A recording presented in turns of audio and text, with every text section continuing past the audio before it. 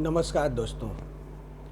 आज मैं सुबह अपने कुछ ग्रामीण मित्रों से बात कर रहा था और चर्चा का विषय था मोकामा और मराची टाल क्यों है बेहाल। हालांकि मैं इस पे पहले भी विधानसभा इलेक्शन के दरमियान मराची गांव के दोनों मुखिया को बैठाकर इस पर चर्चा किया था। मैं इस पर विस्तार से चर्चा करूंगा आगे, लेकिन मैं इस चर्चा को आगे बढ़ाऊं उससे पहले मोकामा और मराची टाल के बारे में मेरे संदर्भ में सिर्फ एक पक्ष और विपक्ष की बातें न करके सिर्फ दो शब्द कहना चाहूँगा कि मोकामा और मराची टाल का हाल है कि हमें अपनों ने लूटा, गैरों में कहाँ दम था। आगे आप समझ लीजिए।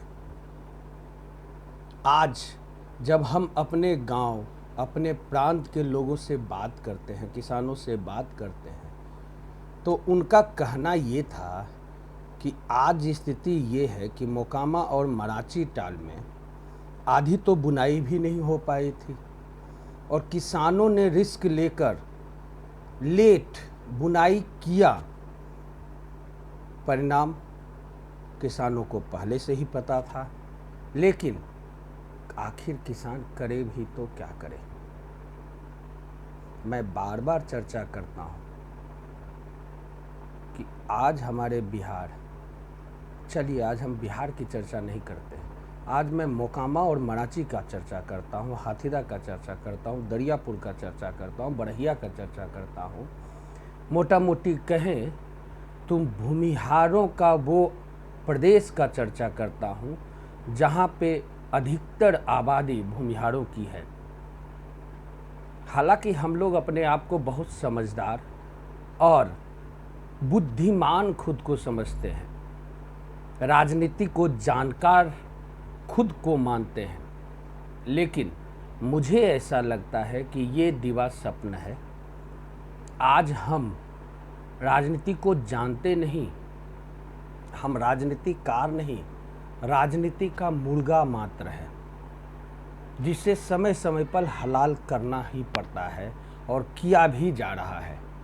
हम भूमिहार लोग खुद को राजनीति का प्रगाढ़ विद्वान मानते हैं, खासकर मोकामा और मराची, हाथीदा और इसके आसपास के भूमिहारों का। लेकिन सच्चाई ये है कि नहीं, कुछ अदना सा राजनीति दलों के कार्यकर्ताओं के द्वारा मास लेवल पे लोगों को मूर्ख बनाया जाता है और कुछ अदना सा व्यक्ति के स्वार्थ सिद्धि हेतु सारे लोग एक बकरे के जैसा में करते उस राजनेताओं के पीछे दौड़ते रहते हैं। हम अपने अक्ल को पीछे छोड़ चुके हैं। कहीं से भी मेरी बातों से आप दूर नहीं हट सकते। आज आप मराची टाल की स्थिति देख रहे हैं, मोकामा टाल की स्थिति देख रहे हैं। मराची टाल की विडंबना तो ये है कि एक राजनीतिक दल के अदना सा घाघ एक नेता पवन जो जनता दल यूनाइटेड का खुद को नेता बताते हैं, नीतीश कुमार का दाहिना हाथ खुद को मानते हैं, उनके द्वारा किए गए कुचक्रों के कारण ही मुझे कहीं कोताही नहीं है इस बातों को कहने में कि सिर्फ और सिर्फ पवन कुमार ही एक ऐसा जदयू का नेता है जिसने पूरे पूरा मराची टाल को बर्बाद कर दिया। खुद को पैसा कमाने की इच्छा के तले मराची के किसानों के सीने पे पांव रखकर अपना उल्लू सीधा किया और पैसा कमाया। हालांकि मैं कहीं से भी इत्तेफाक नहीं रखता कि इसमें हमारे दोनों मुखिया, उत्तरी पंचायत हो या दक्षिणी पंचायत हो, कहीं ना कहीं उनकी जो जिम्मेदारी थी उन्होंने भी अपनी जिम्मेदारी नहीं निभाया।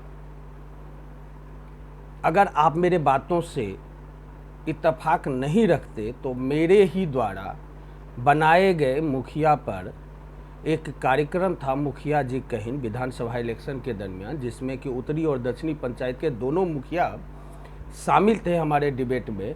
उन्होंने खुद ही बताया कि पवन कुमार नेता जनता दल यूनाइटेड का जब मराची टाल में सरकारी काम करवा रहा था तो मुखिया ने उन्हें रोकने का कोशिश किया, समझाने का कोशिश किया, लेकिन पवन कुमार के द्वारा बोला गया कि मुख्यमंत्री के तरफ से मुझे ये गिफ्ट दिया गया है, ये छोटा सा काम, हालांकि वो करोड़ों का काम था, वो काम मुख्यमंत्री नीतीश कुमार ने उनको तोहफे के तौर पर दिया है पैसे कमाने के लिए।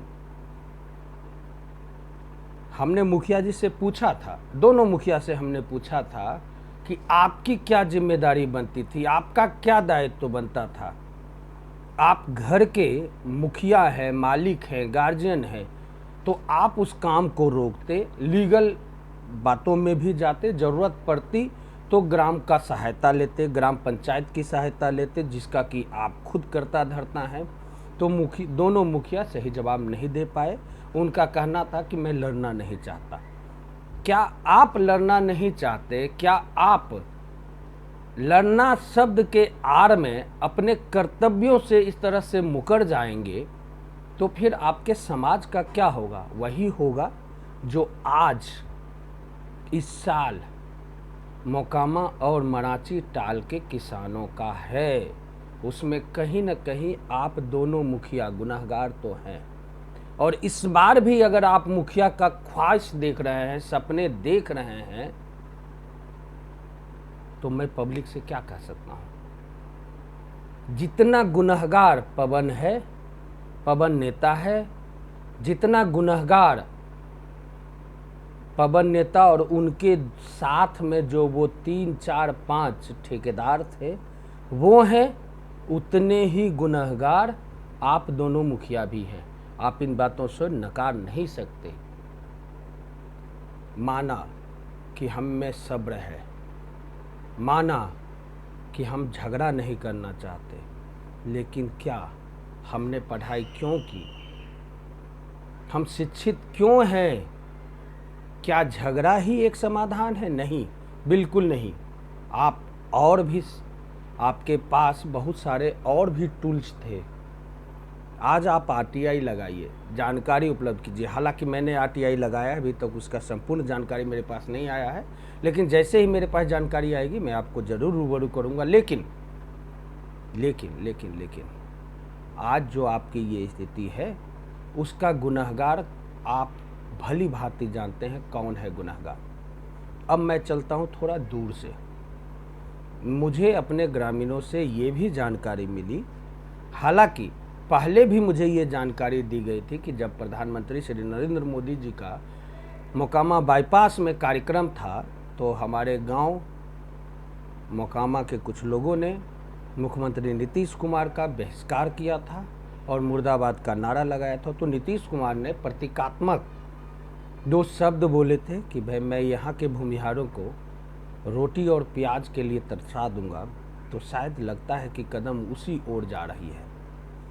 खैर, ये तो संसद में बैठे हुए हमारे प्रधानमंत्री जी हैं, उनके स्टेज से ही नीतीश कुमार ने ये धमकी दिया था, जैसा कि लोगों ने बताया। हालांकि मैं इन चीज़ों को गूगल पे सर्च कर रहा था, मुझे बहुत ज़्यादा जानकारी नहीं मिल पाई। फिर भी जिस तरह का नेचर नीतीश कुमार जी का है उसमें तो ऐसा लगता है। और मास पब्लिक ने मुझे ये सारी चीज़ें बताई है। मैं इत्तेफाक पब्लिक की बातों को रखता हूँ और उन्हीं के बातों में बता रहा हूँ, मेरा अपना इसमें कुछ नहीं है। फिर भी ये तो मुख्यमंत्री, विधानसभा में बैठे मुख्यमंत्री खुद को सुशासन का देवता मानते हैं, उनकी बातें हैं। खैर, हालांकि मुख्यमंत्री को मुख्यमंत्री का दर्जा हमने ही दिया है।